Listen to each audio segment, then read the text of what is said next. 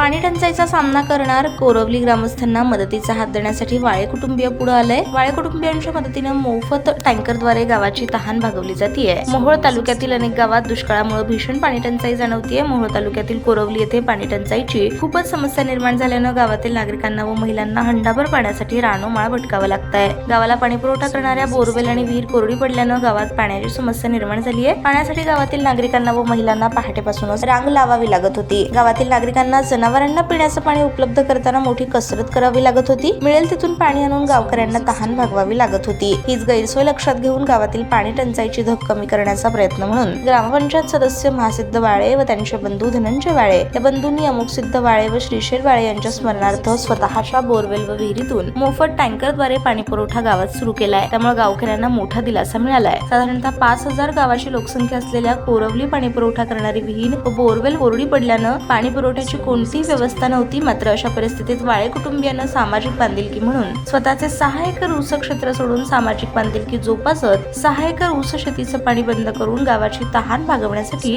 टँकरनं मोफत पाणी पुरवठा सुरू केलाय।